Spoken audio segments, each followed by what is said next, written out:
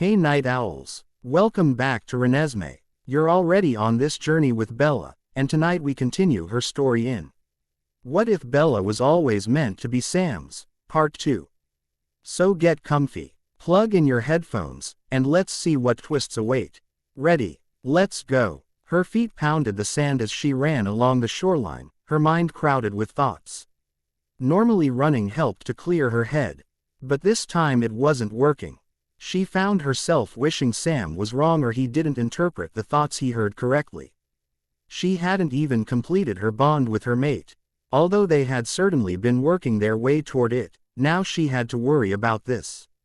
Today they were officially moving Sam back into his bedroom, only he wasn't going alone. Bella was moving into his room with him. She was hoping they would finally make love. She desperately wanted Sam in every way. She stopped at a large outcropping of rocks and turned back toward her house, still lost in her thoughts. She was nearing the halfway point when she sensed someone beside her. Turning her head to the left, she smiled when she saw Leah. "You look like you're deep in thought. Need to talk?" Shaking her head, "Thanks, but not yet. Bella, you're my sister as well as my friend. I'm here if you need me." "Thanks, Leah. I promise, I'll let you know." The pair of them continued to run until they broke off, each heading toward their own homes. Bella used the stairs of the deck to stretch her muscles, working through a cool-down routine. Once she was done, she walked in tea.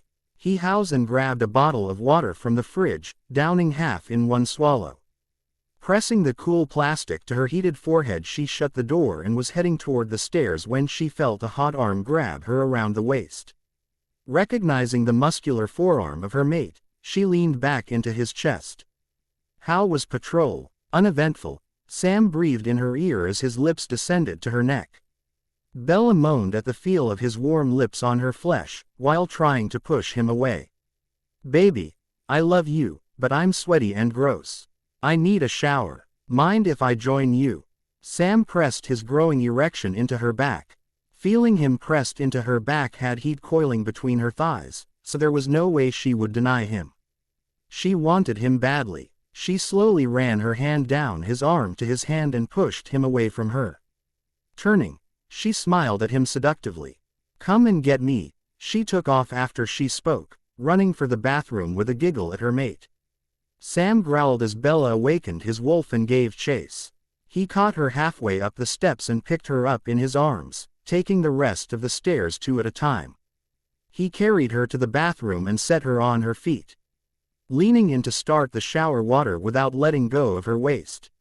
"You should know better than to run from a wolf, baby." Sam latched his mouth to the skin of her neck, sucking on it gently as he ran his hands up her sides and under her shirt. "Sam, please," Bella moaned. "I need you." Sam shredded her clothes, leaving her naked before him as he shed his own, lifting her by her thighs and wrapping her legs around his waist. He stepped into the shower as he pressed his lips to his mate's. Bella moaned into his mouth, feeling his hard length pressed between them as Sam pushed her under the spray. Separating their mouths, she leaned her head back and gave him access to her neck. Sam reached between them and stroked his fingers through her slick folds. "So wet for me, baby." "Sam, please," Bella begged. Sam removed his fingers and quickly washed them both.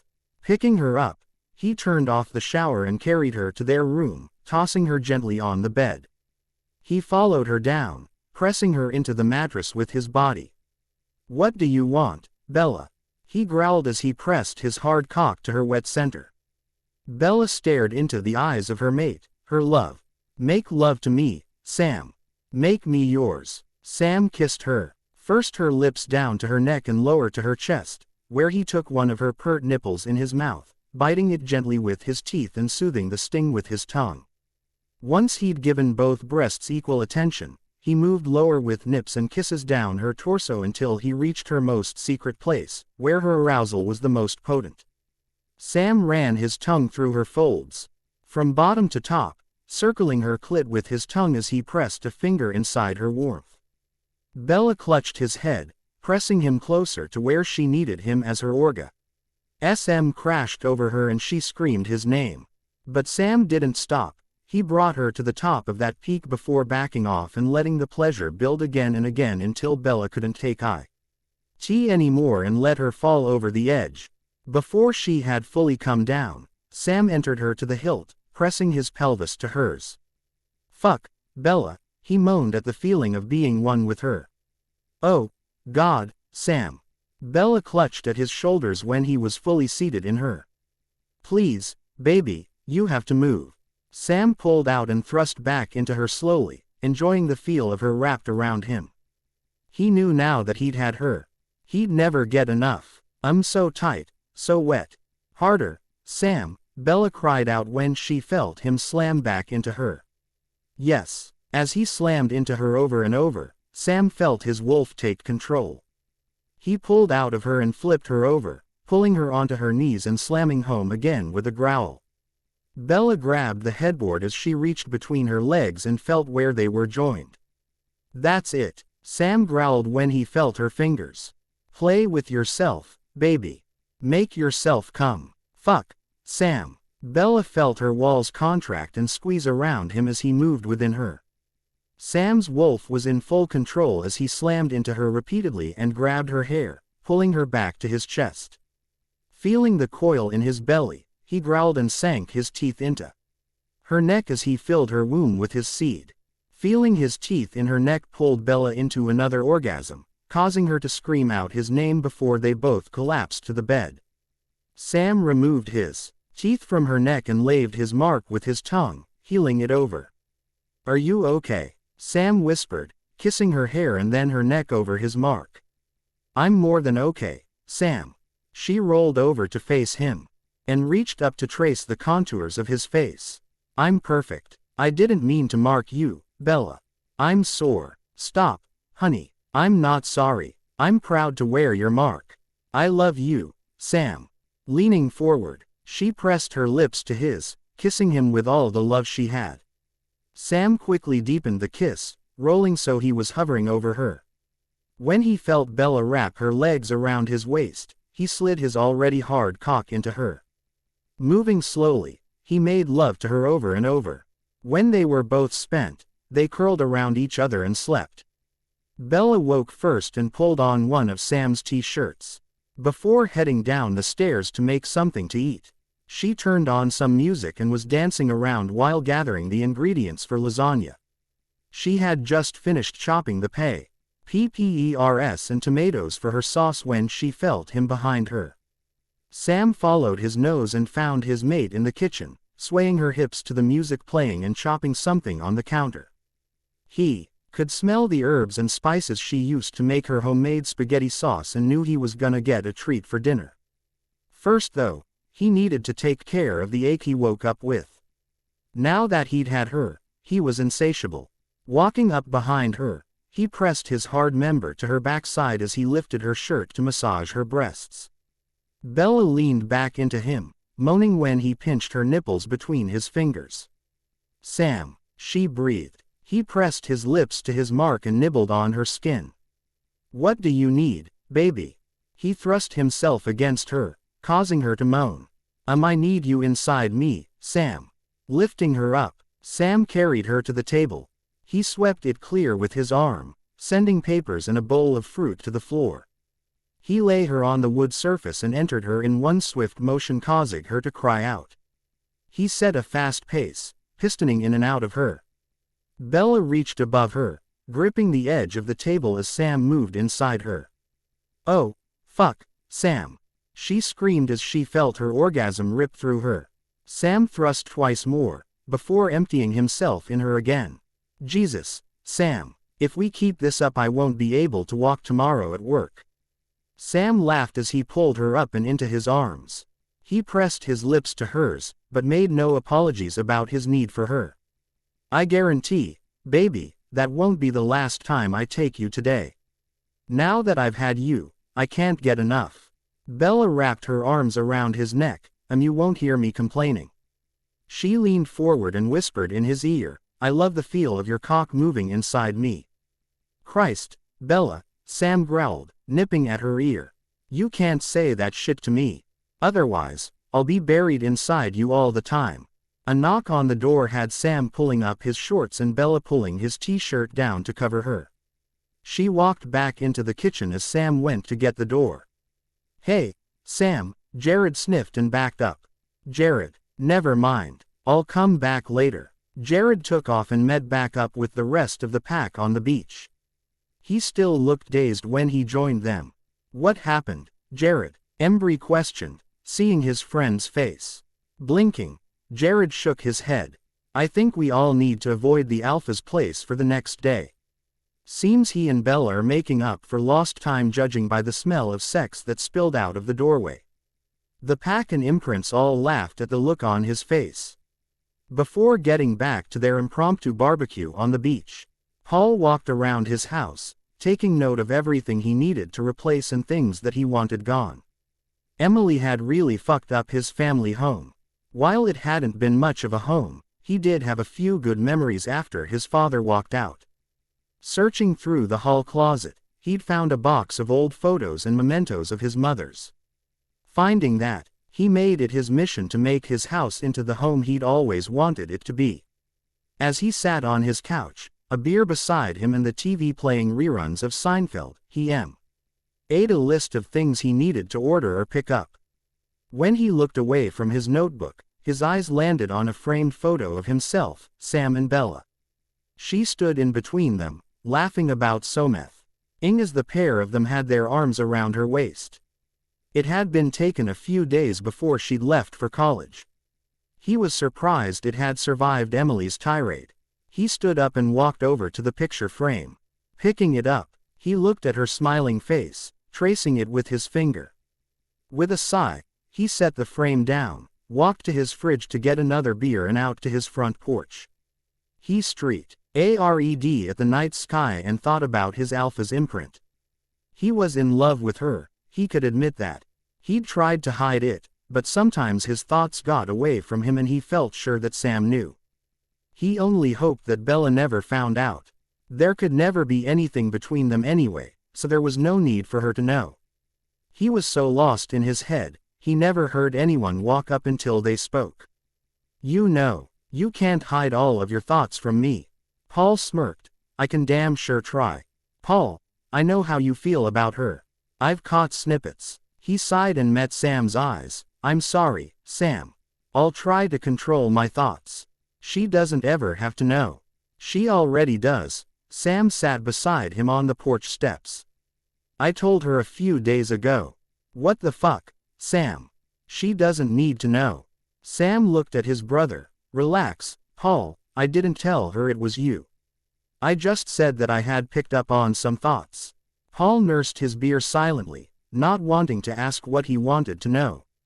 But curiosity got the better of him. "How did she take it?" Sam looked up at the stars. "You know Bella. She was more worried about how I felt about it. She also wanted to know who, but I told her it wasn't my place to say. She did promise to keep an open mind." "How are you sitting here so calmly, Sam? I have romantic feelings for your mate. Why aren't you trying to kill me?" "I'm gonna be perfectly honest with you, Paul. I don't know. I have no feelings of jealousy or anger toward you at all. You're still my brother and she's my mate, but my wolf knows you aren't a threat. If that makes any sense. Knowing her as well as I do, it does." Paul looked at his friend. "What do you want me to do here, Sam? She's yours. She's not mine. She may be my mate, my imprint, but she is still her own woman. Bella has always cared about you, Paul. Yes, she cares for the pack, but you've got a special place. Just be yourself and we'll just have to see what happens. I don't have any other answers right now." Bella walked into her house after dinner with her friends and hollered for Sam. When she got no answer, she wearily climbed the stairs and headed straight for the bathroom. After taking a quick shower, she dried off and climbed between the sheets of the bed she shared with Sam. She didn't bother putting anything on anymore, his heat kept her plenty warm. She was out as soon as her head hit the pillow. She was dreaming, she knew she was. She walked along the beach, Sam on her left side. She was wearing a white sleeveless dress that barely brushed the sand and had a slit in the slide all the way up to her hip. She could feel the wind blowing through her long hair. Looking at the man at her side, she saw he was wearing a pair of tan linen pants and a white shirt, completely unbuttoned and billowing in the breeze. She was dreaming of their wedding. Sam walked into their bedroom and stood in the doorway, watching his mate as she smiled in her sleep. When she moaned his name, he stepped forward and slowly lowered the sheet covering her. He wasn't surprised to find her naked, as he knew he kept her warm enough. Starting at the bottom of the bed, Sam kissed her toes up to her ankles. Continuing up her calf, he concentrated on the back of her knees as Bella moaned and rolled to her back. Sam smiled as he moved around to the front, kissing and nipping his way up. To where he could smell her arousal was the most potent. Bella continued to walk along the beach, feeling the warm water lapping over her feet and ankles. She laughed when Sam picked her up and carried her further into the warm water, letting flow over her thighs. She could feel that warmth lapping at her nether regions as she clung to her mate, moaning in pleasure. Sam parted her wet folds with his tongue, making a long lick from bottom to top and then focusing his attention on her swollen pearl. He could sense Bella was waking when she moaned low in her throat and her hand came to his head. Bella slowly woke when the warm sensation between her legs increased. Blinking open her eyes, she moaned and arched her back. Looking down, she saw Sam staring at her from his position at her wet pussy. "Oh, Sam, don't stop," she moaned as she reached down and grasped his hair. Sam continued his ministrations, not stopping until he had brought Bella to orgasm more than once. He crawled up her body, pressing his lips to all of her skin along the way. When he reached her lips, Bella pulled his face down to hers, tasting herself on his lips. "Baby," Sam groaned as he kissed her deeply, pouring all of his love into the kiss. "Please, Sam." Bella opened her legs wider to accommodate his larger form. "I need you inside me, baby." Sam shifted his hips and reached between them, lining his cock up with her entrance and slid inside. Both of them groaning at the contact. He slowly pulled back and then pushed back in, setting a languid pace.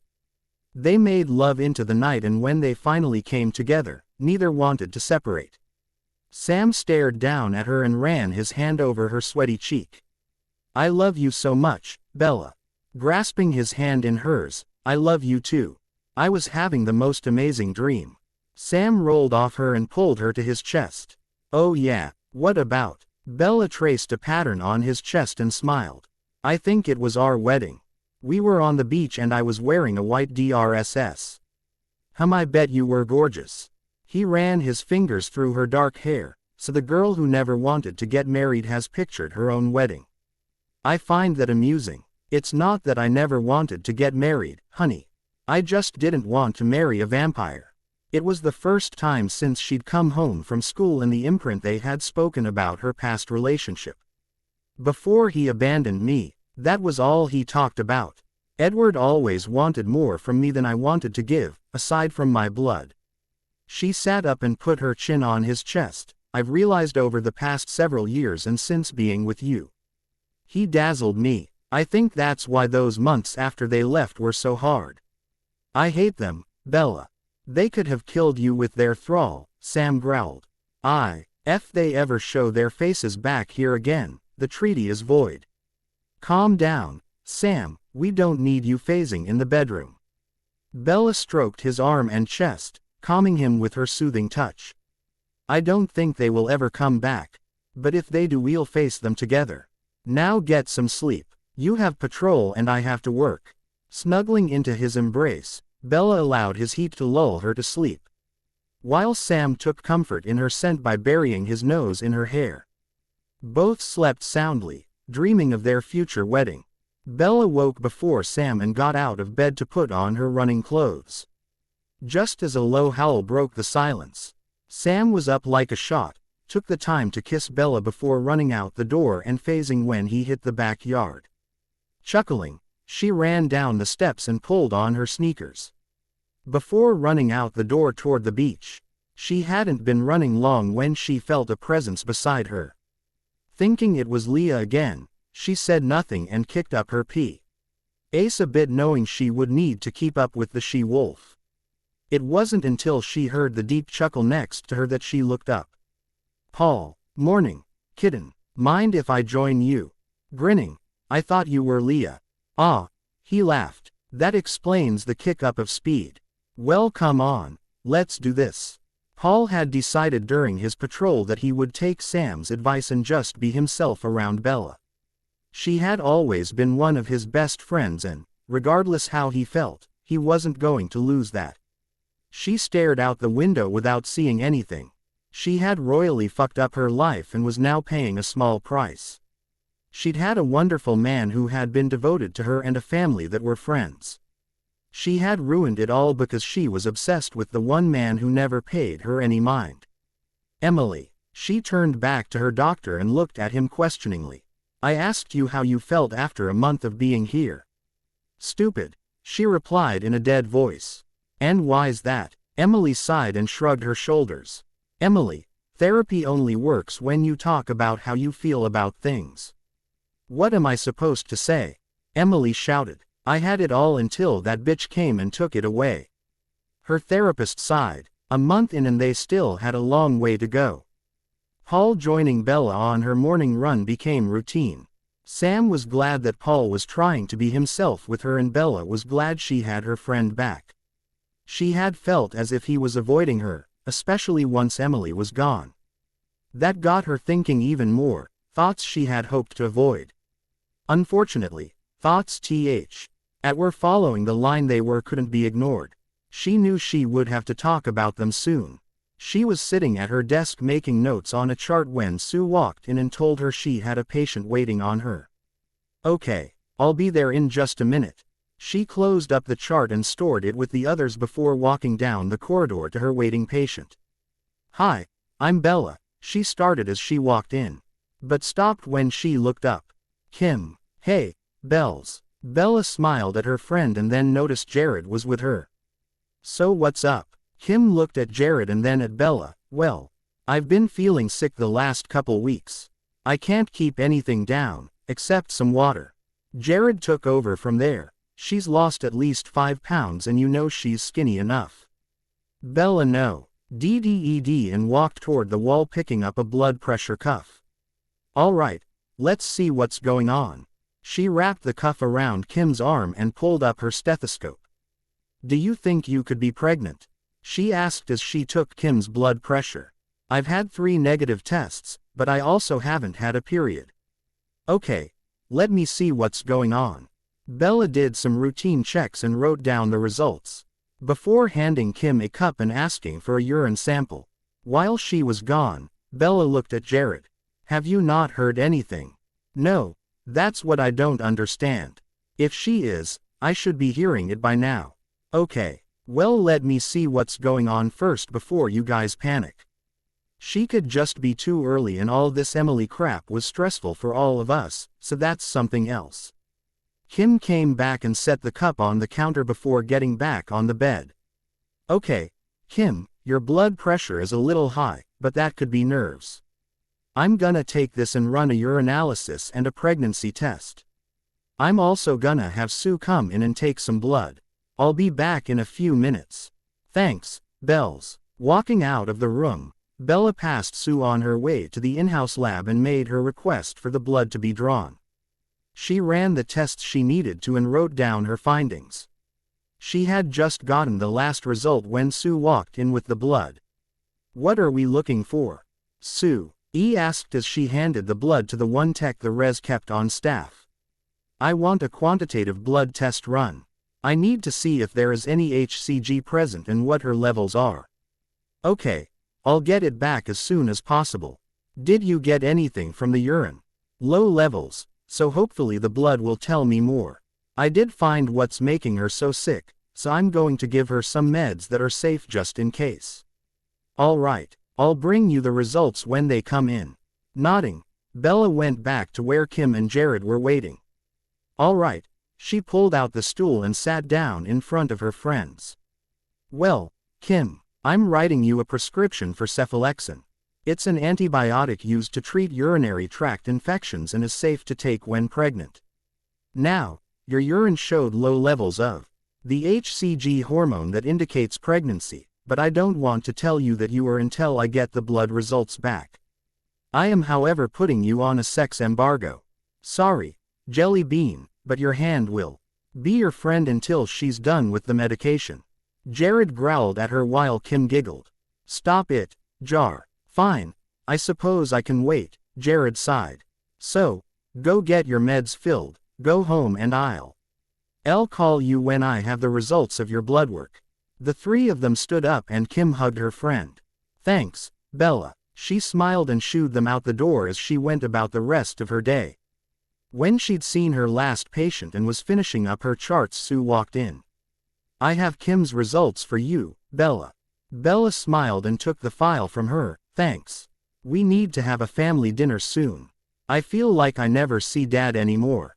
I know, honey. We'll plan something soon. Sue turned to leave. I'm really glad you're here, Bella. Me too, Sue. Bella smiled at her stepmother and turned to finish her work. Once she was done, she turned out her light and walked out to her car. She wasn't surprised when she pulled up to her house to see the entire pack assembled, minus Quill who was on patrol. They were awaiting news that Bella was going to deliver and would celebrate accordingly. Once she parked, she was immediately accosted by Jared, who pulled her out into where Kim was waiting. Did you get your pills? Bella asked her with a wink. Yes, Kim grinned. Did you have to prescribe me horse pills? Those things are huge. Bella took that as her opening. Well, that's too bad. Wait until you see the size of the prenatal vitamins you'll have to start taking. They're just as big. Why do I need? Kim trailed off and stared at her friend. Really? Bella nodded and L-ed when Kim threw her arms around her neck. Oh, thank you, Bella.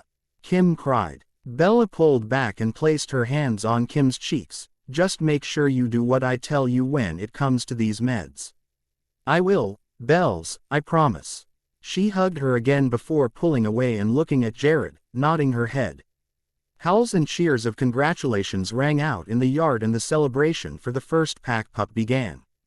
Bella and Sam lay in bed curled around each other. Sam was thrilled for Jared and Kim. The first pack pup was definitely exciting. Bella was trying to think of how to ask Sam he question which had been bothering her for a while. What's on your mind, honey? Sam asked as he tightened his arm around her waist. Bella took a deep breath and lifted her head, laying her chin on Sam's chest. It's Paul, isn't it? Sam wasn't prepared for her question, so he visibly jolted. Staring into her eyes, he knew he couldn't lie to her. How did you figure it out? Bella sat up and turned to look at him over her shoulder. I think I've always known. Sam sat up as well and pulled her onto his lap. Yes, it's Paul. He's extremely worried about what will happen when you find out. He's also afraid of me if for some reason you reciprocate. Oh, Sam, I would never do anything without first talking to you about it. That would be something for the three of us to discuss, together. I know, baby. Sam kissed her lips gently and pulled away. Can I ask you something though? Sure. Bella smiled. He swallowed before finishing his thought. Do you have feelings for Paul? Bella stared at him for a minute. She knew he wasn't as comfortable about the whole situation as he claimed. Sam, I've always loved Paul. I've always had a close relationship with you, him and Jared. You were the three who found me at my worst and protected me.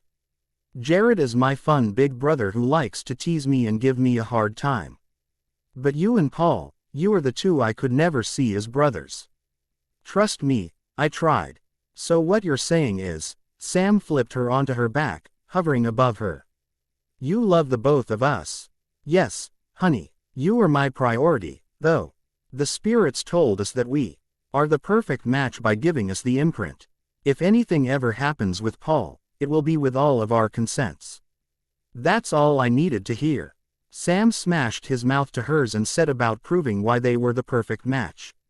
Running down the beach side by side, Bella and Paul were silent. Paul sensed something had happened, but was afraid to find out what it was. Bella was scared to ask Paul for the truth. Did she want things to change? She knew that she would never know love like what she had with Sam with another man, but she couldn't deny what was in her heart. Had always been in her heart. Paul slowed down beside her, eventually coming to a stop. Okay, kitten, what's going on? Bella stopped beside him and put her hands on her knees to catch her breath. Why don't you tell me? Paul looked at her, really looked at her, and what he saw stunned him. He thought it couldn't happen again. When he broke the imprint with Emily, he thought that was it. He never thought he'd get another one. Holy shit. Bella blinked. Paul grabbed her hand. We need to find Sam, kitten. He started pulling her in the direction of her house, but she wasn't moving fast enough, so he picked her up. In no time flat, they reached her house and he set her on the porch. Paul, what the hell is going on?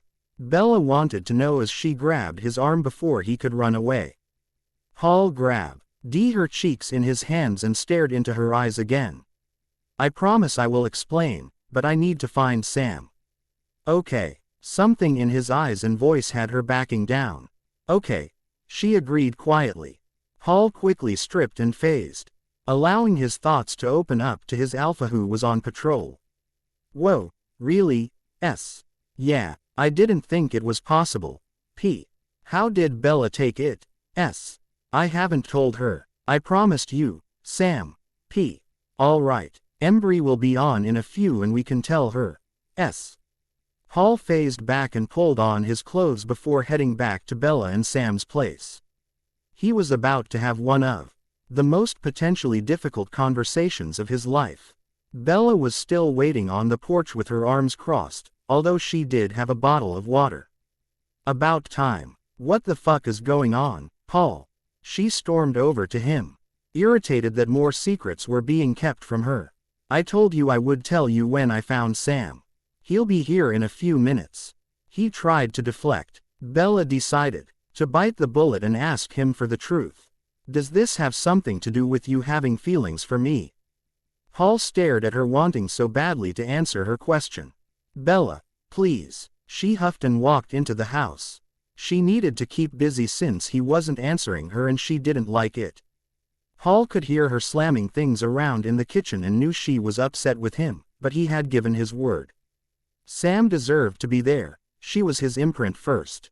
Sam walked out of the woods and could hear the commotion in his house, but wasn't sure what was happening because Paul was pacing along his front porch.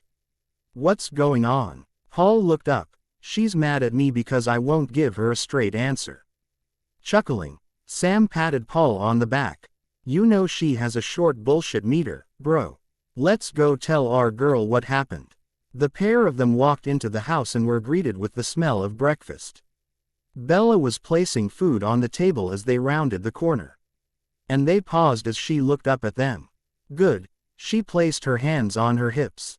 You've both known me long enough to know I hate having things kept from me. Sam, you've been with me long enough to know I would figure something out. Now, we are going to sit, have breakfast and talk about the fact that Paul imprinted on me like civilized adults. So sit. The three of them sat down and Sam immediately made Bella her plate, while Paul poured her some juice. Once she was set, they attacked the remainder. While they were stuffing their faces, Bella spoke. I called Sue and canceled my appointments for today. I only had a couple so it wasn't a big deal. I also called Quilly and he will be here in about 30 minutes. So looking at Sam she smiled.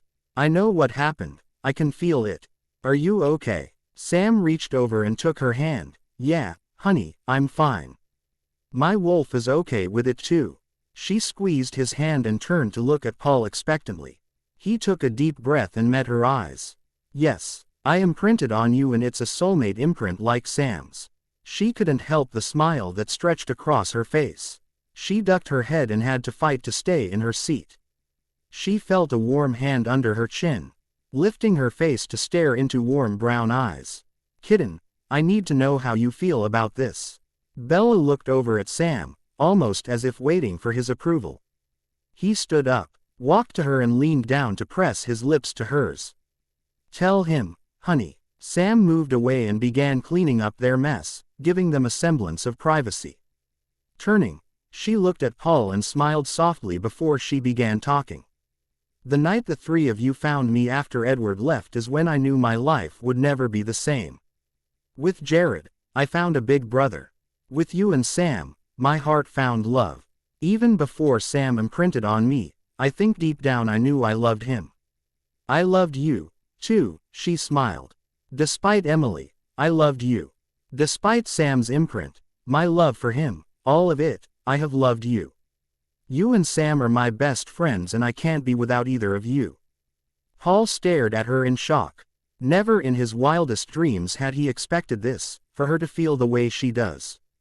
He didn't know how to react. Wolf Lahote, if after a speech like that, you don't kiss your new imprint, you will have me thinking you're a fool. Old Quill spoke from the doorway. Paul didn't need to be told twice. He stood and pulled Bella up with him, placing his hands on her cheeks. Nieli, he whispered before pressing his lips to hers. Bella felt the same sparking sensation she did when Saw kissed her, but they were still very different.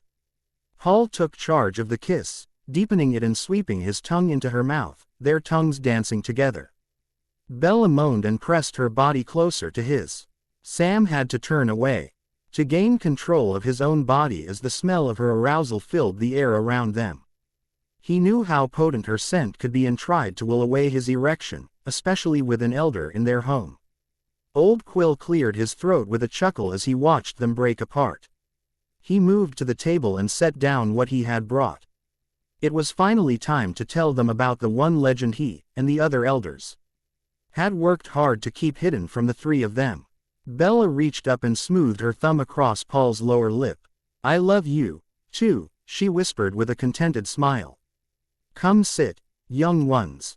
I have much to explain. The three of them sat down. Bella snuggled into Sam's side while holding onto Paul's hand.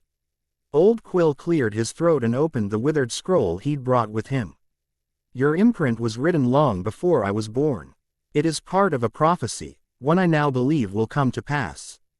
A prophecy, Sam started, but quieted with a sharp look from the elder. A woman not of the Quileute tribe, who is a healer on her own, will be imprinted upon by two wolves of the largest pack. One will have known an imprint before which was broken, but will find love again. One is the true alpha and will always have the stronger bond. She will be strong of heart and care for all in the pack. When a pup is created and the leaves turn brown, one will fall by the hand of the twisted. Sam and Paul stared at the old man as he read from the scroll. Bella, however, was in tears. So what you're saying is when I find out I'm pregnant and fall comes, that I am gonna lose one of them. Yes, Isabella, one of them will fall. Old Quill looked at the distraught young woman before him. You have to remember, my dear, this prophecy was written before modern medicine had become what it is today. If I have deciphered this correctly, which I believe I have, this will all happen before this year is out. Christ, Paul hissed. Emily gets out of the mental hospital in 6 weeks. That'll put us at Bella's birthday in September. The leaves are usually brown and falling from the trees around here in late October. Bella stood up. No. I'm not gone. I'll lose one of them to that psychotic bitch. Sam and I are barely starting and I just got Paul. I can't. For the first time since the Cullens left her, she felt weak and out of control. Without warning, her eyes rolled back in her head and her body fell toward the floor. Paul caught her before she could hit the ground. The three men stared at the unconscious woman, unsure of what to do or how to make the future not happen. A week had gone by and Bella still felt as lost and out of control as she had when Old Quill had told them the prophecy. She knew there was a solution, she just wasn't prepared to voice it. Sam stood in the doorway, watching her as she sat on the porch swing. Her nightmares were getting worse. Every night she was clinging to him and begging for Paul. Neither of them knew how to help her. Paul sat on the porch step and listened to Bella breathe across the way. He'd taken to staying in the guest room so that he could be near when her nightmares reached their peak. They hadn't consummated the imprint yet, but they had shared several passionate kisses and Paul couldn't ask for more. I need to get supplies for the house, Bella spoke quietly. I want to make sure I have Everything I may need on hand if something happens to one of you. Sam and Paul both walked toward her. Sam looked at Paul and nodded his head that he was up. Bella, what are you talking about? She looked up at him and sighed. The prophecy is proving correct and I am not taking any chances that I lose either of you. Especially now. Sam noticed she was hiding something. What does that mean? Bella set her feet on the porch floor and stared up at him. I'm pregnant, Sam. I found out this morning. The smile which graced Sam's face was contagious. He walked to her and picked her up in his arms, swinging her around. We're having a baby. Setting her back on her feet, he kissed her lips, pouring all his love and joy into the kiss. What made you get tested? She smiled up at him. I've been feeling run down the last week or so. I thought it was the nightmares, but then I got a little nauseous. I had Sue draw some blood and Nathan called earlier with my results. If I'm right, our baby was conceived about the same time as Jared and Kim's. I'm thrilled, honey. Sam kissed her again and leaned his forehead against hers. Paul was leaning on the rail, watching his imprint celebrate with her other one. He was happy for both of them. He could feel the joy coming from Bella, but also her fear. He knew she was scared of the prophecy coming true. Bella turned in Sam's arms and stared at Paul. You're next, babe. What do you mean, kitten? Bella strode over to him and wrapped her arms around his waist. After I have this baby and am fully recovered. If you want, we can have one. Paul smirked at her, which instantly made her panties wet. Both Sam and Paul inhaled and laughed when Bella squeaked. Stop it. I can't help my reaction to the two of you.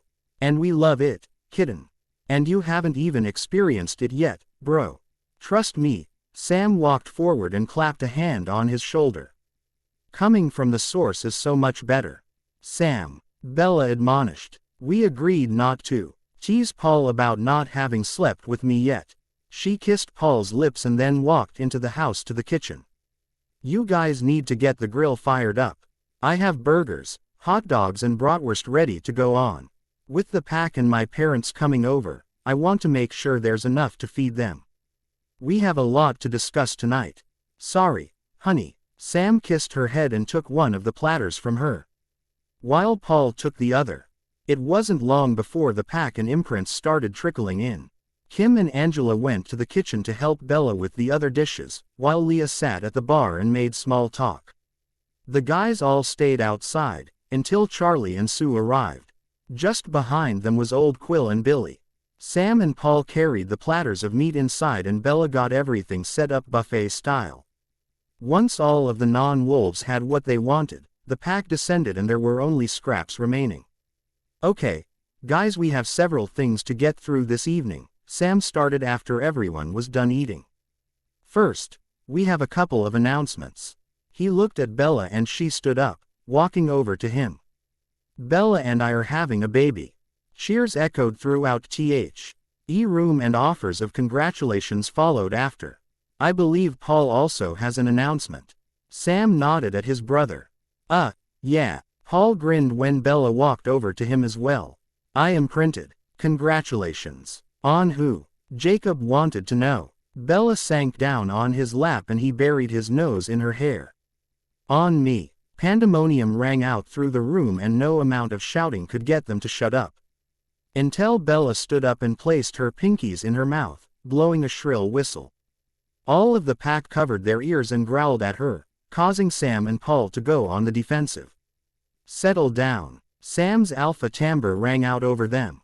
Bella. Charlie looked at his daughter. Are you sure this is what you want?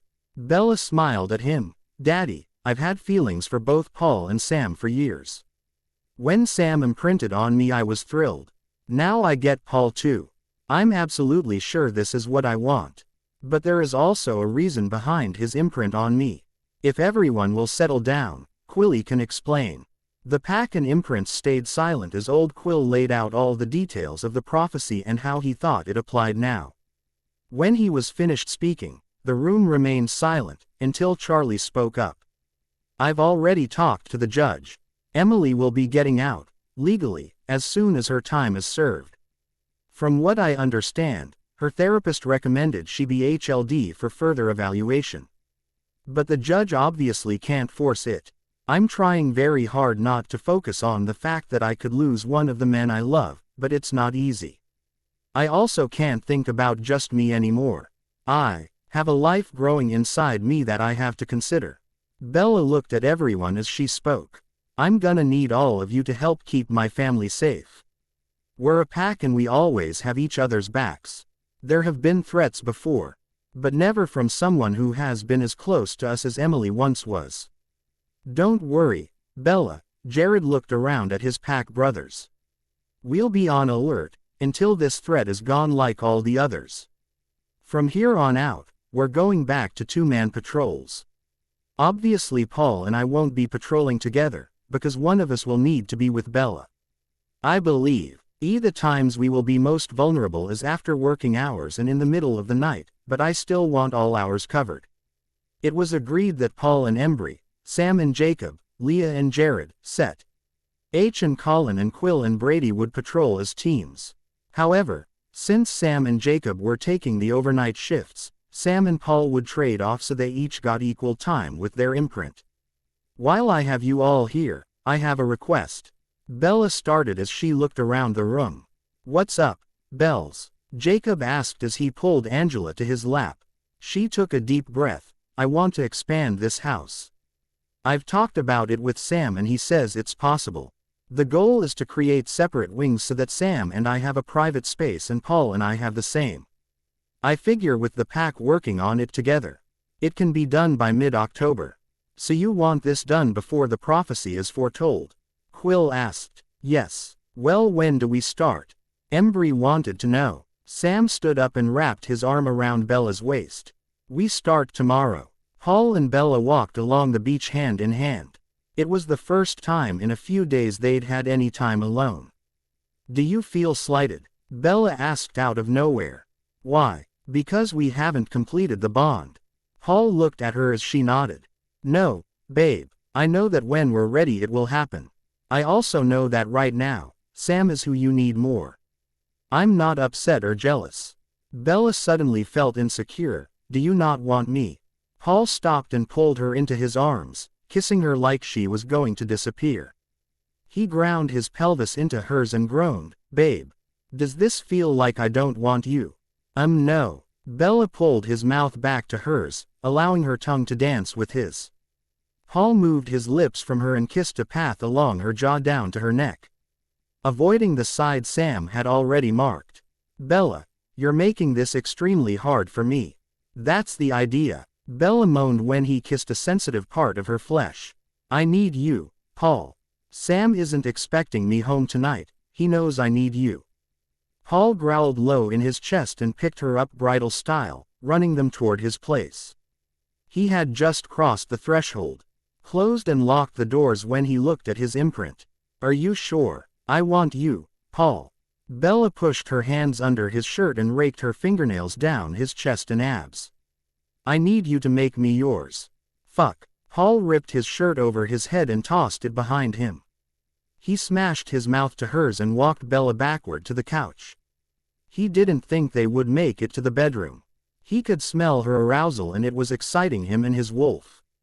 He sat on the couch and pulled her astride him. He fused their mouths back together as Bella rolled her hips over him, wrenching his mouth free. Kitten. This won't last long if you do that. Bella reached for the hem of her shirt and pulled it over her head, her bra quickly followed. I need you inside me, Paul. We have all night. Paul leaned forward and took one of her pink buds in his mouth, flicking his tongue over it and gently biting it. He used his hand to give the other one some attention before switching sides. Bella was moaning and rolling her hips over his aching dick with every swipe of his tongue. Reaching for the button on her jeans, he opened them and pulled down the zipper.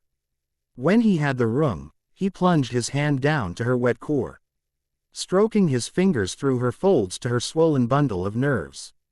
Fuck, Paul. Bella moaned when he finally touched her. He pushed a finger inside her, while still flicking her clit. Come on, baby. Ride my hand. As Bella chased her orgasm, Paul inserted another finger and continued his ministrations on her breasts. He could soon feel her walls tightening around his digits.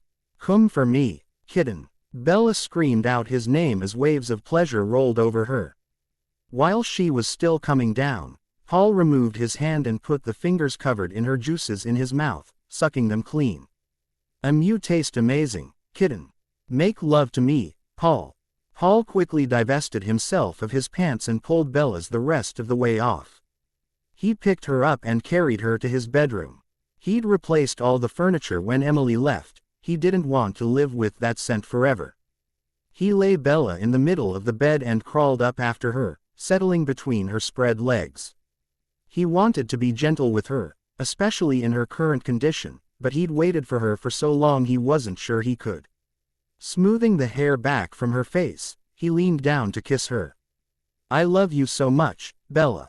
I love you, too. I don't want you to be gentle, I just want you, please." Bella wrapped her legs around his waist, pulling him down to her. Paul pulled back and lined up with her entrance, before pushing inside her. Feeling her warmth wrapped around him brought out a groan from him. "Fuck, you feel so good. Move, Paul, oh, God, move." Bella panted. He was slightly larger than Sam, but he felt just as amazing. Paul pulled back until just the tip of him was inside her, before surging forward, his pelvis hitting her and making a slapping sound. "Fuck, I can't." He grabbed her legs and hooked them over his arms and began thrusting at a furious pace. He was afraid it was too much, but Bella's mewls and moans spurred him on. He realized his kitten had a feisty side to match his. "Oh, Paul, so close. Come on, kitten." Paul thrust into her harder and faster and felt her walls fluttering around him. Just as her release took over, Paul tched his teeth to the other side of her neck, leaving his mark as he roared out his climax. "Paul, love you," Bella muttered breathlessly. He removed his teeth from her neck, quickly licking over the wound to heal it. He pulled out of her and rolled to his back, bringing her with him. "Are you okay?" "Never better." She sighed and kissed his chest over his heart. Paul made love to her several times that night, completing their bond and making their love stronger. When they lay spent after their final round, Paul couldn't help dread what was coming, and he prayed to the spirits that they kept all three, now 4, of them safe. She walked out of the building and smiled at the sky. She was free. For the first time in 3 months, she had no one to answer to, no one to watch her, and no therapy sessions to attend. There was nothing wrong with her to require therapy in the first place. All she did was fall in love. The courts had arranged transportation to take her home, so she sat back to enjoy her ride. She couldn't wait to see her friends and Sam again. It wasn't until the car turned toward Nia Bay that she realized she wasn't heading to La Push. Excuse me, where are we going?" "You are to be returned to your parents' home on the Macaw Reservation, Miss Young." "But I live on the La Push Reservation." "No ma'am, by court order you've been banned from that res." Emily was fuming. She had to be there. She needed to be with Sam. After she was dropped off in front of her parents' house, she vowed she would get to Sam, by any means necessary. Bella groaned and rolled over. Oot was suddenly wishing she had laid still. She immediately shot up and ran for the bathroom to empty the meager contents of her stomach. She leaned back against the tub and pressed her hand to her still flat belly. "Okay, Peanut, you can stop making Mama sick anytime," she whispered to her unborn child. Paul walked around the corner and smiled at his mate. "You okay, kitten?" Bella smiled wearily up at him. "Yeah. The baby is just making its presence known." Walking over, Paul helped her up and kept hold of her while she got her balance. Grabbing her toothbrush, he handed it to her and a cup as she cleaned out her mouth. After she was done, he picked her up and carried her back to their bed. "Better?" She nodded. "Thanks, babe." She kissed him softly and got comfortable. "Is Sam home yet?" Paul turned his ear just as he heard him walk in the door. "He just walked in." "Good timing too, I need to go patrol." "You want him to come in here or?" Bella shook her head. "I want to go downstairs. I need to eat something." Ever since the pack had started construction on their house, Sam and Bella had invaded Paul's house. She felt awful, but it was only temporary and then they would have a space of their own at Sam's. The plan was to expand the entire floor plan, extending the house back and to the side. The stairway to the upstairs would be moved to the center of the house, with the living room, dining room and kitchen expanded around it. From the steps, you could branch off to the left where Sam's master suite was being enlarged as was his bathroom. There would also be 2 additional bedrooms for the baby and any other children she and Sam may have. Branching off to the right would be the same setup for Paul, as well as the 2 extra bedrooms. Bella wanted to live with both of her imprints and this was the best way, while still keeping their relationships separate. Paul and Sam agreed. Of course they probably would have agreed to anything that made her happy. At the rate construction was going, the house would be complete in 3 weeks. Just in time for Bella to get out of the first trimester. Paul helped Bella down the stairs and smiled when she ran to Sam, jumping in his arms and wrapping her legs around his waist, forgetting all about food. He still couldn't get over the fact he'd imprinted on her and that she loved them both. Sam captured Bella's lips with his own, waving when Paul chuckled and told him he was leaving for patrol. He never separated their mouths as he carried her to the room he shared with her. Neither wasted any time in stripping the other before they both groaned when Sam slid into her wet heat. Later, they both lay spent and Bella finally voiced her concern. "Emily gets out today." Sam stroked her cheek with his thumb. "Nothing is going to happen to us, honey." "How can you be so sure of that, Sam? So far everything old Quill has told us has come true. It won't be long until—" "Bella, stop," Sam shouted and got out of bed, pulling on his shorts. "We don't know what is going to happen and stressing about it isn't good for you or the pup." She stared at him in surprise. Sam had never yelled at her before, always managing to keep his temper. She knew he was right, but she couldn't help but be worried. Sam sighed and swiped his hand down his face. "I'm sorry, honey, I didn't mean to yell." Bella got up herself and put her clothes on, heading out the door toward the kitchen in order to get something to eat. "I wish we'd never been told about that fucking prophecy." Sam watched as she slammed things around in the kitchen, allowing her to get her temper out. Tensions were high with everything going on and it wasn't a surprise her worry had increased or his temper had snapped. Paul had phased out of his clothes a couple times because he was so angry. Emily should never have become a threat they had to worry about. "What are your plans, Emily?" Terry Young asked his daughter as they sat at the dinner table. "I don't know." "Well, you better stay away from LaPush. Chief Black has already spoken with us and you are not to step foot on that res."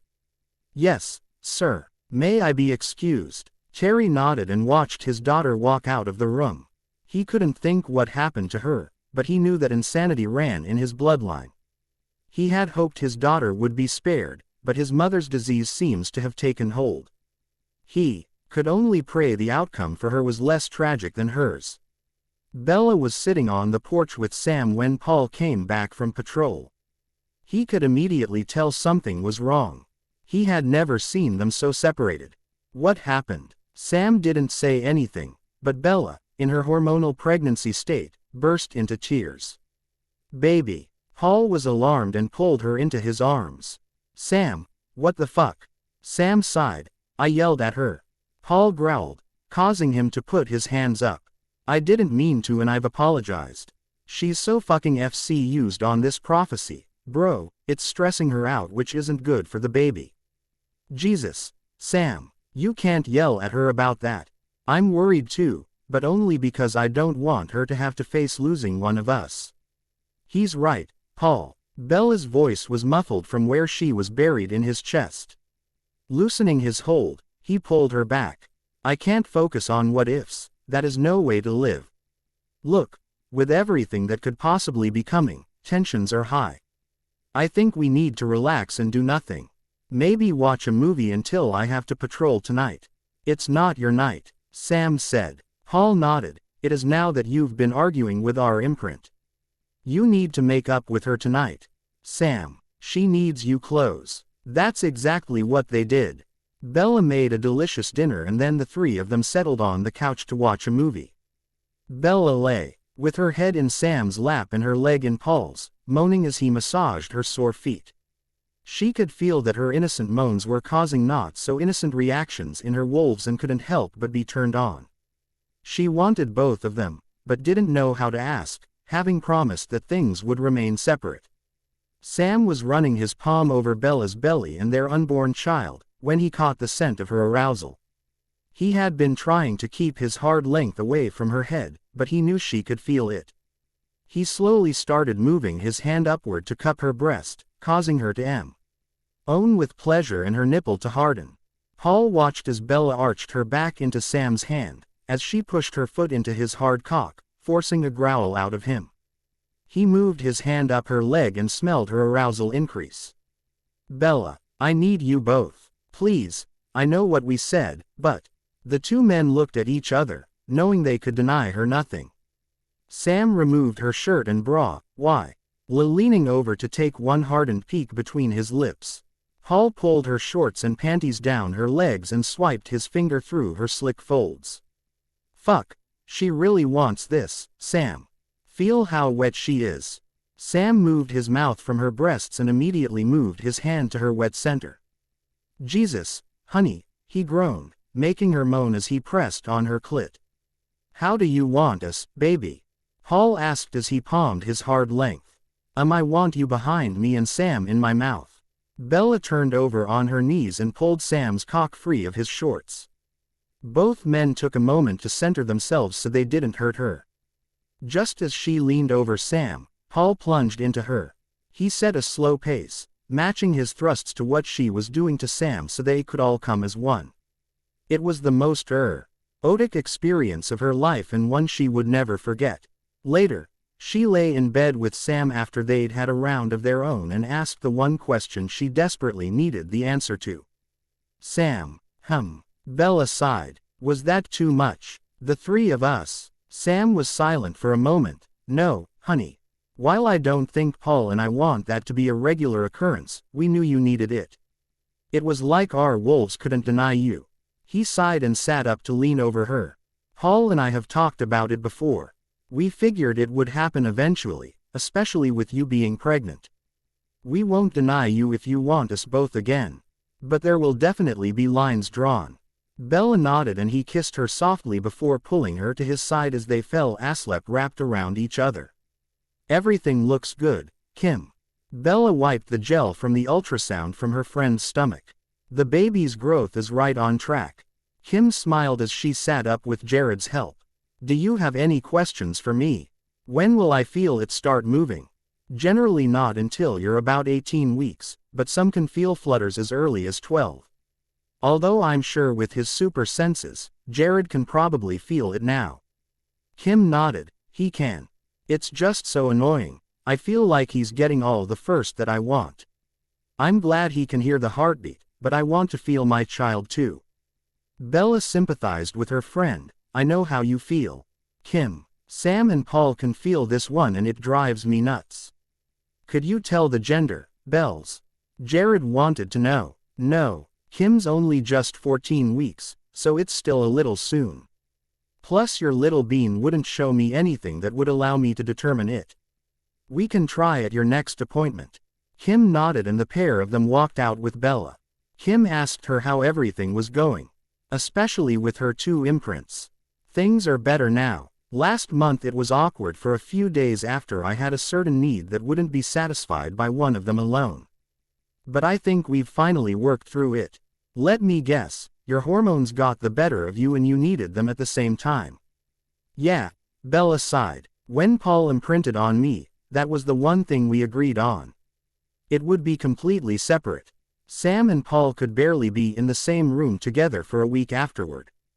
Trust me, while I enjoyed it, it will never happen again. So when do you move? Sam said the house is ready, he's just waiting for all the paint fumes to air out. He says he doesn't want me and the baby around it. I'm so excited to see it. Jared says it's huge. Kim clapped. Any further conversation was stopped when someone came running in the clinic, carrying a battered-looking Angela. Jesus! Bella sprang into action, screaming over her shoulder for someone to find Jake. What happened? Bella questioned as started assessing the injuries to her friend. I found her car wrapped around a tree 2 blocks over. It was smoking under the hood. And there was fluid pouring out of the engine. It was faster to bring her here than to Forks. Nathan Redfeather ran into the trauma room to see what was going on. What do we have, Bella? I don't know yet, I've barely started. She's got a head laceration, but it doesn't look serious. She put her stethoscope to her ears and listened to her lungs. She has good breath sounds bilaterally. The pair of them continued their assessments, discovering a fractured wrist and a broken leg, but other than some cuts and bruises, she was very lucky. Doc Redfeather left things in Bella's capable hands and moved on to see other patients. After running the typical blood tests, cleaning up her cuts and sewing up her head lac, Bella moved Angela to a regular room and went out to find Jake. She found the entire pack in the waiting room. Jake looked up when Bella turned the corner. How is she? Bella smiled softly. She's going to be fine. She has some stitches in her head, a fractured wrist and a broken leg, but other than that, nothing serious. I'm waiting on some blood work to come back, but I'm sure that's all fine too. Jake pulled her into a tight hug, causing her to gasp, before he let her go. Thanks, Bells. Come on, I'll take you to see her. Jake followed Bella down the corridor and nearly cried when he saw his bruised imprint laying in the hospital bed. Go sit with her. I'll come back when her blood tests are in. Jake nodded, but said nothing, only having eyes for his mate. Bella walked back down to the waiting area where the rest of the pack remained. Sam and Paul were immediately at her side, while Jared looked at her in awe. I've never seen you move that fast, Bells. You just totally took charge. Bella smiled. It's my job, Jelly Bean. Looking at all of them, has anyone looked at her car? I mean, Embry nodded. We know what you mean, Bells. We had it towed over to the shop. Quill and I will take a look in a little while. No one wanted to consider that there was foul play with Angela's accident. But since it was the beginning of October, no one was taking any chances. Bella looked up as the phone rang. Walking over to the desk, she picked up the receiver. Bella Lahote Yuli. She listened for a moment. Okay, thanks. Sam and Paul both smiled, loving the way her name sounded with theirs. While Bella and Sam were the ones that were legally married, pow. Elle and Bella had done a handfasting ceremony with Billy officiating. Sam thought back over the day Bella had become his wife. She had looked gorgeous in the white dress she had dreamed of wearing, her hair flowing down her back in soft curls. They had gotten married a week after her birthday, in a private ceremony with the pack imprints and her parents. Old Quill had officiated, joining them as one. It had been a perfect day. Later that evening, Billy had married her and Paul, just as the three of them had decided. Both men had tattooed their ring fingers since they couldn't wear rings while they phased. But Bella wore one for each of them on a chain around her neck.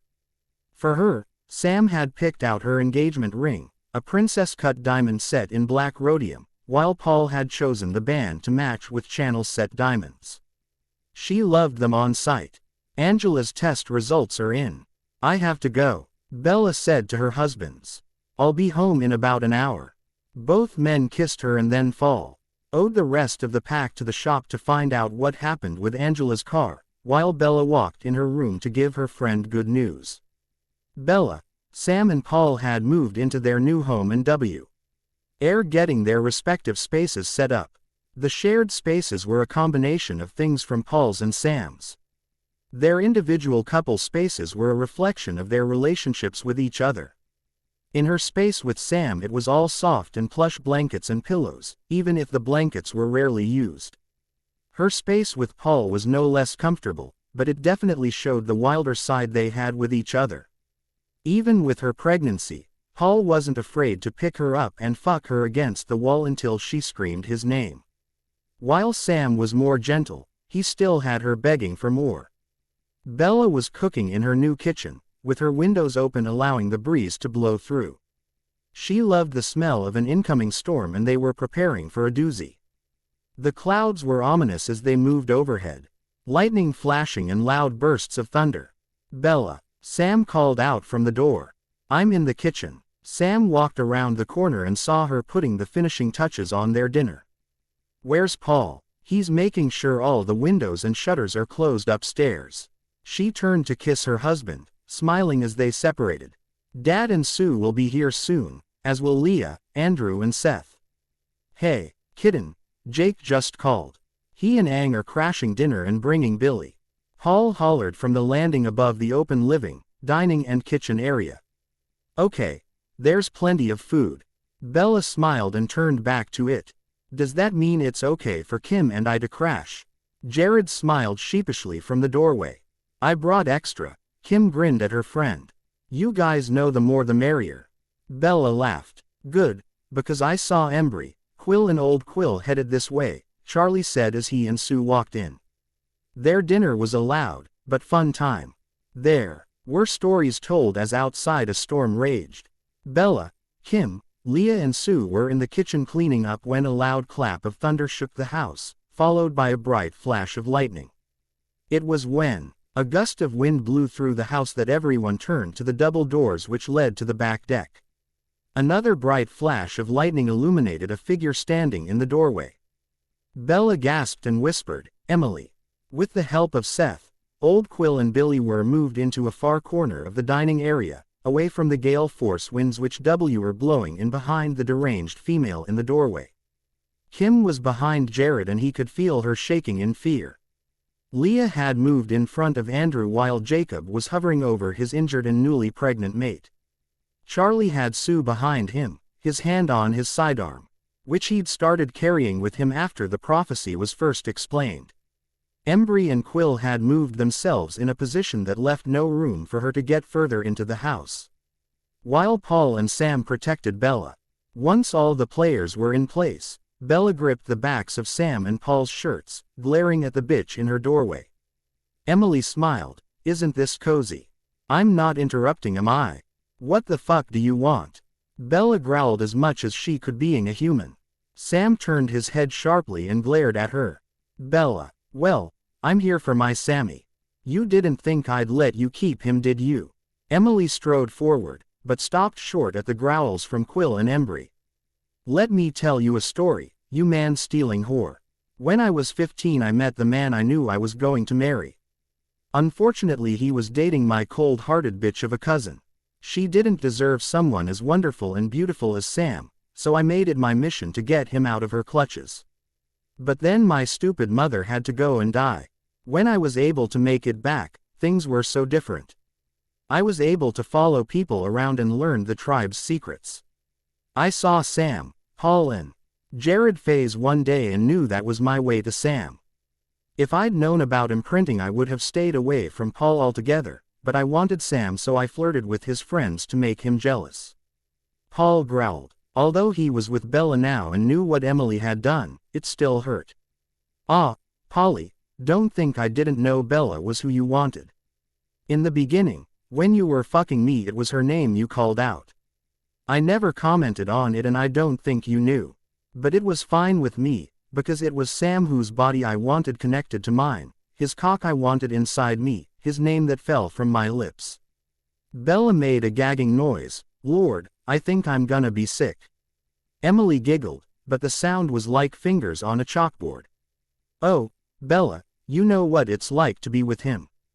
It must be magnificent. I've seen him after the phase, it must be so pleasurable to feel that moving inside you," she moaned at the thought. All the wolves in the room made choking sounds as her arousal blew through on the wind. "I'm sorry, Daddy." Bella apologized before staring down the woman who was a threat to her future. "You're right, Emily. I know how it feels to have him inside me, illing me with his seed and allowing it to take root. But not only do I know how Sam feels, I know Paul too, and he feels just as amazing." "Bella, please stop antagonizing the crazy bitch in the door. There are 4 pregnant women here. Remember." Leah felt Andrew's hand come around to cover her belly. "I remember, Leah." Emily just needs to get to the fucking point already. With a sneer, Emily ached behind her back and pulled out a Colt 1911. How's this for my point? She waved the gun around, firing a rogue shot which planted itself in the wall above where the two elders were huddled with Seth. Kim, Angela and Sue screamed at the loud gunshot, huddling further behind the men protecting them. Oh, sorry, Emily cackled. Did that scare you? She brought the gun up and stroked it lovingly. Isn't she a beaut? Holds 1 in the chamber and 7 in the clip. I've had to reload her of course, after I shot my father with it. Can you believe he was trying to stop me from getting my man? Charlie had pulled his sidearm and was aiming it at the crazy woman who was a threat to his wife, daughters and grandchildren. Put the gun down, Emily. She swung around wildly again to stare at the chief, another shot ringing out. A loud grunt was heard before the sound of a body falling to the ground and Bella screaming. Paul. She fell to her knees beside him, pressing her hand to the right side of his chest, on his pectoral. Kim tossed her the towel that had been in her hands from them doing the dishes and Bella used it to put pressure on his wound. Talk to me, baby. Paul groans. I'm okay, kitten. Isn't that sweet? Emily sneered, before looking back at Sam. You still want her, even after she's been with him. She's my life, Emily. Sam told her, I never wanted you. Those RDS set off the next chain of events that would haunt the pack and imprints for years to come. Emily screamed in outrage and disbelief and fired another shot, this one deliberately. Jacob howled in agony as the force of the bullet hit him in the gut, sending him falling backward onto his imprint. Jared managed to catch him before they all tumbled to the floor, while keeping Kim and Angela protected behind him. Emily got off 2 more wild shots, shattering windows before her next 3 slammed into Sam's chest. Bella watched in horror as he fell to the floor, choking on his own blood. Charlie had fired 3 times, 2 hitting Emily's center mass and the 3rd right between her eyes. Sam, Bella screamed, her eyes not leaving her husband. Embry, get over here. Quill, go get the kid out of the bathroom. Sue, help me. Moving away from Paul as Embry took over holding the towel to his wound. Bella looked at Sam and assessed his wounds. Sam. Honey, talk to me. Quill slid to his knees beside Bella, opening the emergency kit she had prepared when the prophecy was first explained. Sue immediately started grabbing supplies to staunch the blood flow from the bullet wounds in his chest. She eyed to the spirits that the Alpha wouldn't be lost and thanked Taha Aki that Emily was a horrible shot. Bella looked at her husband's chest. He had 1 shot going into his left lung area and the other 2 were right above his heart. Oh, dear Lord, please let them have missed. Bella grabbed her stethoscope and listened to Sam's chest. Fuck, listening as he gasped for breath and choked on his own blood. Sue, he needs a chest tube. She leaned over his face and looked into his eyes. Sam, listen to me.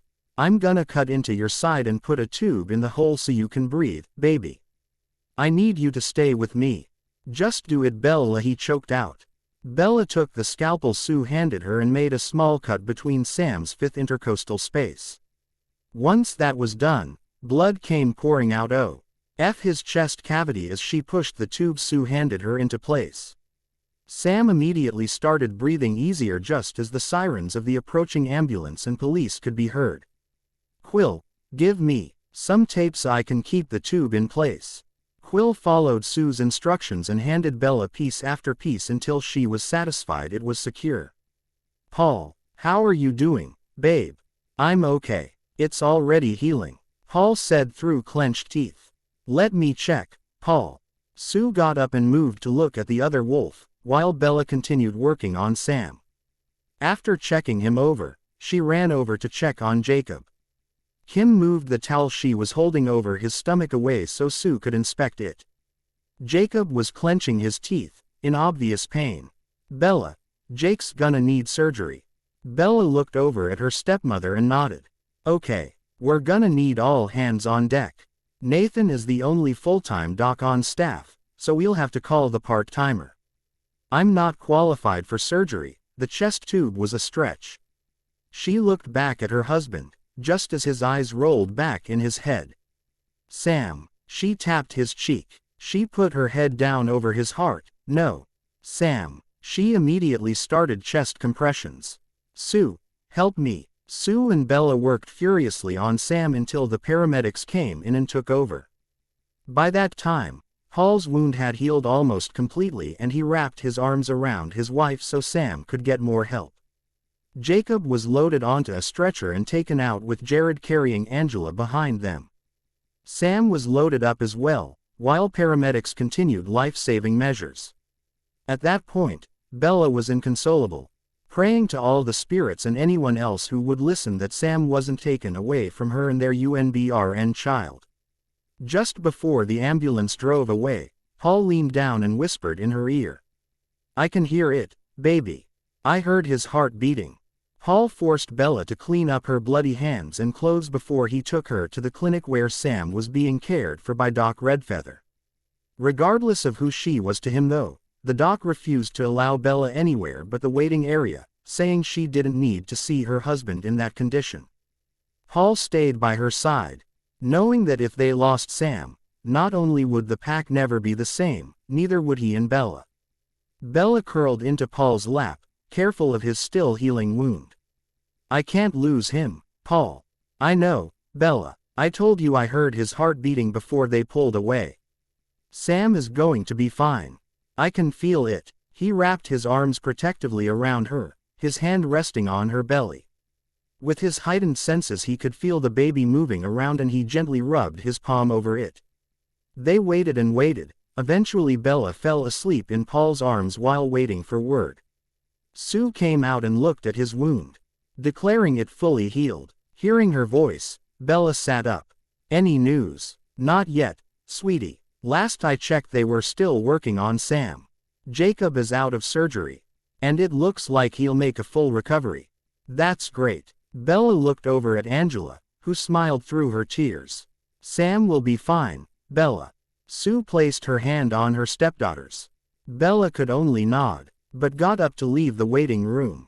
She couldn't breathe, she needed some air. She walked out and into the forest, letting the rain wash over her, taking with it the terror from Emily's destructive visit. But not the worry about her husband. Needing to let go of her pain and anger, she let loose a loud scream. Had she been inside, she would have rattled the windows. Paul ran to her and wrapped his arms around her, pulling her to his chest. Let it out, baby. While Paul comforted his distraught wife, Charlie sat in the waiting area with his head in his hands. If only he had fired sooner. Shot her as soon as she'd pulled the trigger the first time, they wouldn't be waiting like this. If only he'd done something sooner. It's not your fault, Charlie. Leah put her arm around her stepfather. No one knew it would escalate to this. We all heard the prophecy, Leah. I should have shot her sooner. Then my daughter wouldn't be worrying she was gonna lose the father of her child, her husband and soulmate. Oh, Daddy, I don't blame you. Bella walked in, Paul behind her. Emily was a loose cannon, we all knew that. I shouldn't have goaded her. Sam saying he never wanted her was the final thing that sealed our fates. We can't live in the shoulda, woulda, coulda world, Dad. It'll eat us all up. Bella. She stood up and saw Dr. Redfeather standing in the doorway. Nathan, how is he? She grabbed Paul's hand as Charlie stood and put his hand on her shoulder. He's going to be fine. I'm keeping him heavily sedated so his lung can heal, but the bullets missed all of his major arteries. With his healing abilities I should be able to wake him up in a few days. You saved his life, Bella. If you hadn't put that chest tube in, he would have surely died, supernatural or not. Can I see him? Bella whispered. Yeah, but only you for right now. She looked up at Paul. Go, baby. I'll be waiting here. Reaching up, she pressed a kiss to his lips. I love you. Paul smiled at her. I love you, too. Bella followed the doc down the hallway as all the inhabitants of the waiting area breathed a collective sigh of relief. Their alpha was going to be fine.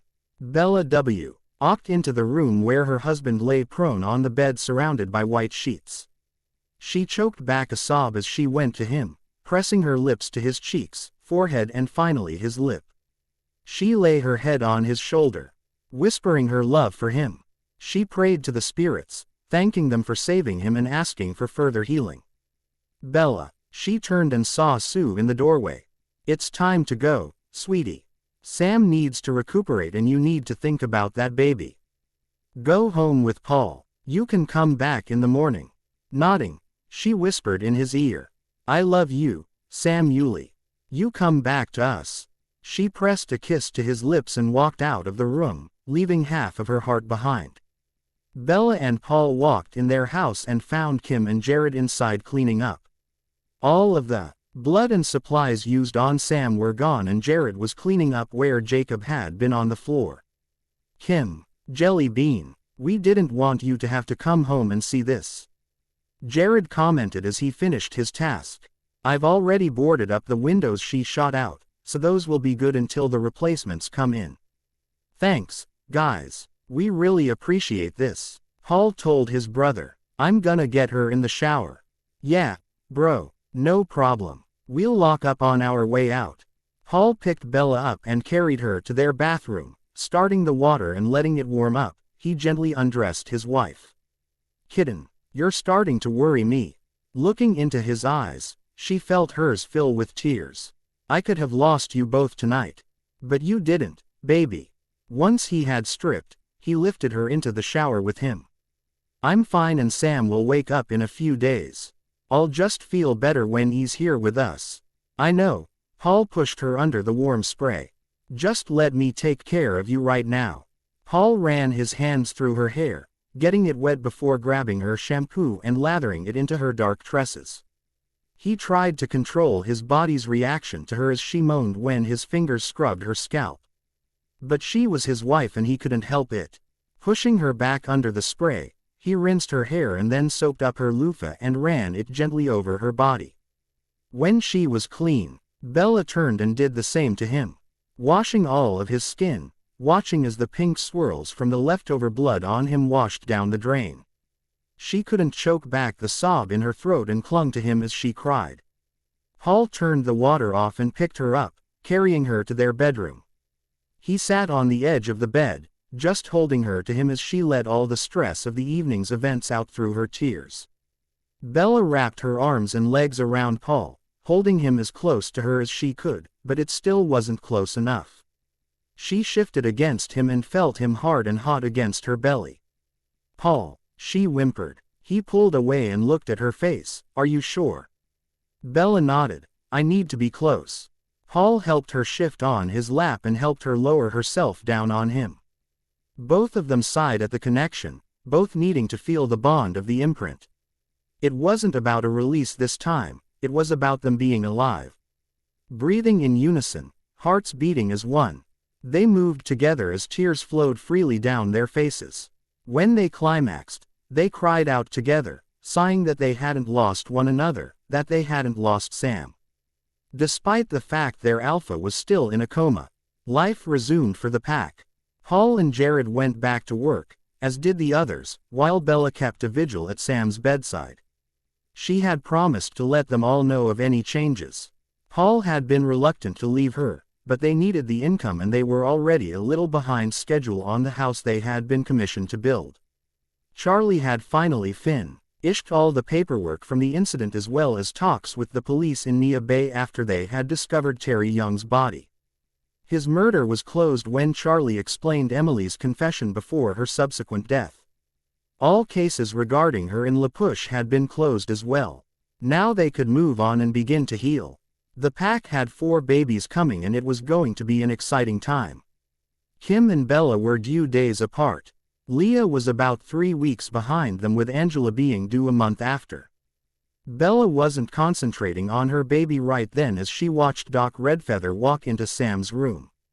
Nathan nodded at her. It's time, Bella. We're going to give him the medication to counteract the sedation. Hopefully it won't be too long. Let me know if there are any changes. Bella sat beside him, holding his hand in hers, while stroking the back of his knuckles with her free hand. She desperately wanted him to open his eyes, to see him smile at her and tell her he loved her. It was An hour after the medication was stopped that she felt his finger twitch, causing her to gasp. With tears forming, "That's it, baby. Wake up for me, Sam." Over the next 30 minutes, his fingers twitched several times before he finally closed them over hers. When she heard him let out a groan, she looked up at him just as his head turned and he began squeezing his eyes shut in effort to open them. Bella stood and pushed the hair on his forehead back and stroked his cheek. "Sam." Sam turned his head toward her and slowly blinked awake, trying to hold his eyes open to look at his wife. His voice was gravely with disuse and his throat was dry. "Hold on, honey." Bella reached for the cup of ice beside her, pulled out a cube and rubbed it along his lips. "Open up, baby." Sam opened his mouth and took the ice, licking the moisture from his lips. "Bella, what?" "Look at me, Sam." Bella waited until his eyes were on her once more. "What do you remember?" Sam closed his eyes again and squeezed Bella's hand tighter in his own. He thought about what he could and remembered Emily showing up at their house. Paul and Jacob were shot, but it got foggy after that. Emily, Paul and Jacob, they're okay, honey. Bella took a deep breath before she began. "She shot you, Sam, 3 times in the chest. I had to put a tube in your chest to help you breathe, but your heart stopped beating." She choked back a sob. "I didn't know if you were gonna make it." Sam immediately lifted his hand and pressed it to her cheek. Hey, baby. Bella, look at me." When her eyes met his he smiled. "I'm here and I'm alive.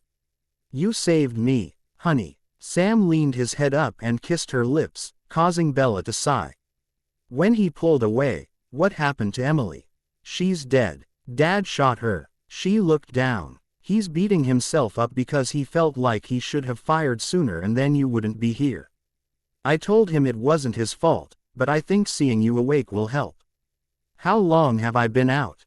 3 days. Bella told him, then looked at him closely. "Be honest with me, Sam. How are you feeling?" Sam lay still for a few minutes and paid attention to how he felt. "I don't feel any pain. I feel a little weak. But that must be the blood loss. I would like to sit up. Is that allowed?" Bella nodded and helped him rise up, adjusting his bed for his new position. "How's that?" "It would be better if you were on this bed with me," Sam grinned. "Not yet, Mr. Yulee." Doc Redfeather came around the corner. "I'll need to check you out before you can cuddle with your wife. I'm gonna go call everyone." Bella pressed a kiss to Sam's lips and headed out of the room while the doc checked him over. She called her other husband first, smiling when he answered on the first ring, almost like he was expecting her. "Hey, baby. Hey, he's awake. We'll be there soon. I love you." "Love you." She smiled as she hung up the phone, pressing her hand to where she could feel her baby fluttering. "Bella." She turned and smiled as Nathan walked in her direction. "He looks great. So great in fact, I think he can go home under your supervision. However, I don't want him phasing for another 3 days." "That sounds amazing. What about sex?" Normally a question like that would have caused her to blush, but she was a married woman with 2 husbands and a baby on the way. She was past the blushing. Nathan chuckled and shook his head. Sam asked the same thing.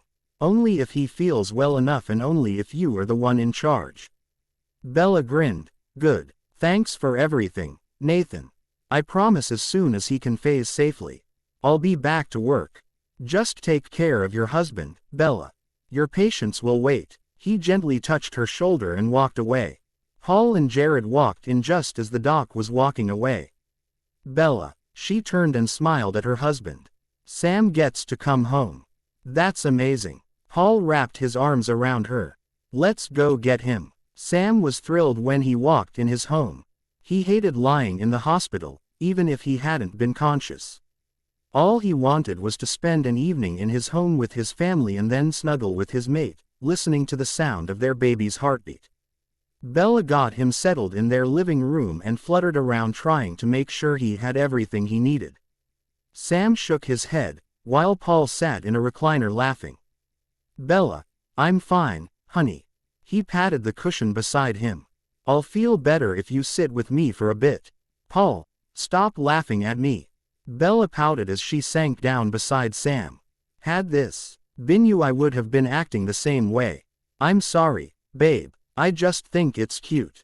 Paul stopped laughing. So what's going on? I expected to see people here, Sam commented as he wrapped an arm around Bella, who immediately curled into him. Angela and Kim will be here in a little while, with food. They didn't want Bella to cook. Charlie and Sue will be here when he gets off shift. Obvio. USLY Jacob and Jared will be here with their imprints. How is Jake? Bella asked, having almost completely forgotten he was injured as well. He's doing fine. He told me that once they removed the bullet, it was quick healing for him. He went home 2 days ago, but Aang has been keeping him laid up until today. Bella smiled and put her head on Sam's shoulder. That means we beat it. No one fell except the twisted one. Once the others arrived and everyone was gathered around the table, Charlie stood up.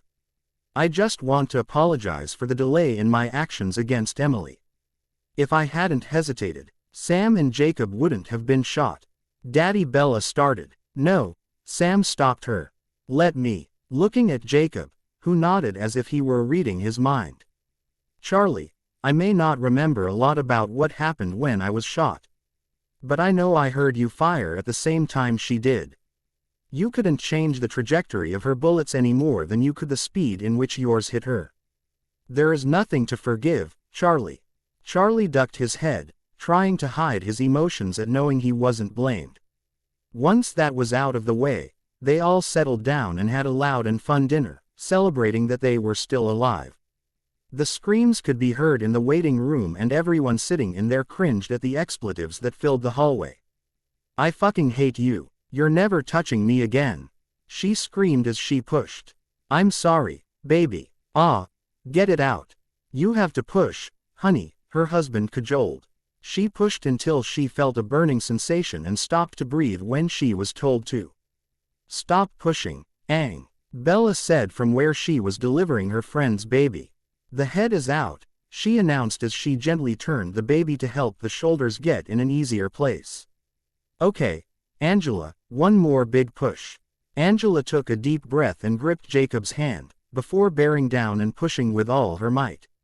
With a final scream from her and a cry of happiness from Bella, Angela fell back on the bed with exhaustion.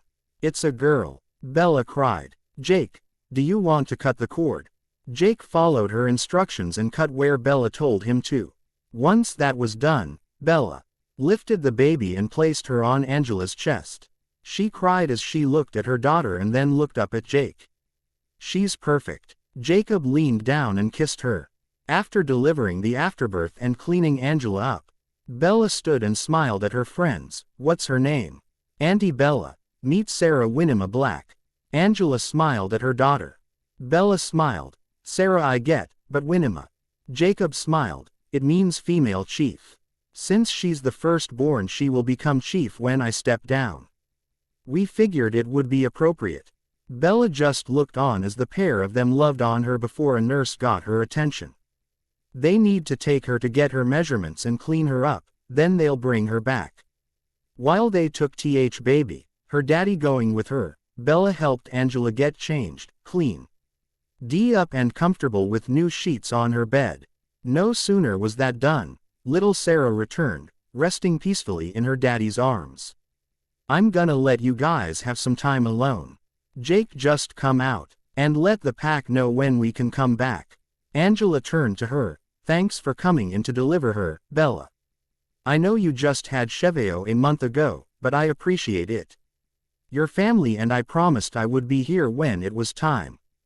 Bella smiled at the pair before walking out and cleaning herself up. Once she was in fresh clothes, she went out to the waiting room where she could hear the pack and her fussy baby. Walking in, she saw Sam walking and bouncing their son. Shish, I know you're hungry, buddy. Mama's coming soon. Paul looked up when he saw her, smiling. Hey, how's the new family? Mother and daughter are doing fine. She looked over at Sam. Is he hungry? Sam smiled and walked their son to his wife. Yeah. He's looking for something I can't provide. Taking the baby, Bella settled into a chair and opened her shirt. She made no attempt to cover up, as nudity wasn't anything that bothered anyone in the pack. Placing him to her chest, she watched as her son immediately latched onto her nipple. Cheveo J.C. Yuli had come screaming into the world in the middle of the night, straight into Sam's waiting hands. Bella had the easiest labor, so easy she didn't know she was in labor until it was time to push. She had been lucky Sam and Paul were there. Jake turned around the corner and smiled at the pack. "You guys can come back now." Kim and Jared stood, Jared holding their son Dakota and was followed by Leah and Andrew. With their daughter Coco, Seth, Embry, Quill, Colin and Brady left as well, leaving Bella and her husband sitting there. Sam sat beside her, staring at his son as he received nourishment from his mother. It was an amazing sight and one he cherished. Paul sat opposite them and watched on in envy. It wasn't the first time he'd felt it, but this time Bella caught it. Looking up at him, she smiled softly. "I felt that, Paul. Why didn't you say anything?" Paul looked up at her. "What's the point, babe? Your body isn't ready." When she felt the baby release her nipple, she covered herself back up and lifted her son to her shoulder to burp. "Soon, honey. Chev is 5 weeks old now. 6 weeks Doc will check me out and hopefully clear me. We will go from there." Paul nodded, causing Sam to chuckle, knowing he was already looking forward to trying. Sam looked at Bella when Cheveo was 8 weeks old and smiled. "Go, honey. Go where?" She looked up at him in confusion while rocking their son. Sam reached down and took their sleeping son. After placing him gently in his crib, he pulled her up by her hands. Leaning down, he kissed her, pouring all of his love into the embrace. "Nathan cleared you 2 weeks ago. Paul has been patient enough. He knows you've been given the green light and he also knows I haven't touched you so that he has the opportunity. Go, be with him." Bella smiled and wrapped her arms around his waist. "I think you'll need to get some condoms, Sam. I need you too." Chuckling, Sam pulled her from his arms. "I'm way ahead of you. Now go. I love you, Sam. I love you. I'll call you if Chev needs anything." Bella walked down the hall and to the other side of the house, into the bedroom she shared with Paul. He was on patrol, so Bella decided to surprise him when he got home. Knowing he always showered after he'd run as a wolf. The bathroom had a large shower, as well as a tub big enough for a wolf and herself. She decided to greet her husband while naked in a bath. Running the water, she made sure it was the perfect temperature for her, knowing the heat wouldn't make a difference to Paul. Paul slammed the door and walked up to his room, wondering if Chev was asleep so he could have some time with his wife. He wasn't ready for the sight which greeted him when he walked into his bathroom. Candles were lit on every surface, casting a soft glow about the room. Settled in the tub, surrounded by bubbles was his wife, with a smile on her face. "What's all this?" He leaned against the door jamb, smirking at her. "Can't a girl do something special for the man she loves?" "Where's Chev?" Paul asked as he felt his cock stir to life. "Sam has him. I'm all yours." She held out a hand to him, inviting him to join her. Paul sniffed the air, smelling her tantalizing arousal. "I'm gonna fuck you in that tub, Bella." Then again against the wall, he pulled his shorts off and kicked them behind him. "You won't be able to walk when I'm through with you." Bella shifted in the tub, needing some friction. "I'm looking forward to it." Paul slid into the tub behind her, his lips immediately finding his mark on her neck and sucking on it, causing Bella to moan. He slid his hands around to cup her full breasts, stroking his thumbs over her nipples, causing them to harden. He rolled one hardened peak between his fingers, while slowly moving his hand down her flat stomach into her mound. When his fingers parted her folds and found her clit, she moaned. Paul, you're so wet for me, kitten. Do you want my cock inside you?" Paul thrust his hips into her back, letting her feel his desire. "Yes, please, baby. I need to feel you." Paul slipped further into the tub and raised Bella by her thighs until his hard member was pressed between her folds. Shifting slightly, Bella felt him slide smoothly into her wet channel. Both of them groaned at being connected again. Fuck, baby. You feel so good wrapped around me. Paul groaned. Ride me, kitten. Placing her feet on the base of the tub, Bella braced her hands on his strong chest as she used her knees to move up and down, moaning with every thrust. Oh, yes, Paul, I love your cock inside me. Moving his hand, Paul found her engorged clit and began flicking it with his finger, helping her reach her peak as she bounced on his cock. I'm gonna cum, Bella. Cum with me. He moved his fingers furiously over her and grunted when he felt her walls tighten around him like a vice. Paul. Bella screamed as her release slammed into her and she felt him jerk, shooting his seed inside her. She continued to move her hips over him, knowing he had a short recovery time and he would be hard again soon. Bella. Please. Paul begged, knowing what she wanted. Without losing their connection, he spun her in his lap, growing at how her slick heat felt wrapped around him. Standing, but remaining inside her, he got out of the tub and carried her to their room, pressing her against the wall. Thrusting into her, he felt his pelvis hit her clit. Just like that. More, she moaned, throwing her head back and exposing her neck to him. Latching his mouth to the flesh of her neck, Paul continued to fuck her until they both came again. Before falling onto their bed. Jesus, kitten, he panted against her neck. What? Tired? She giggled. Nope, he smiled. Good, 'cause you promised me I wouldn't be able to walk when you were done with me. True to his word, he made love to her several more times that night, until they were both spent and she needed to rest before her son needed her. He hoped it was enough, as the longing to be a father was sometimes overwhelming. He knew she wasn't fertile yet, he could tell by her scent, but he knew it would happen eventually and he couldn't wait. Cheveo Yuli, stop harassing your brother right now. Bella yelled at her oldest son. Sorry, Mama, came the sweet sound of her 5-year-old.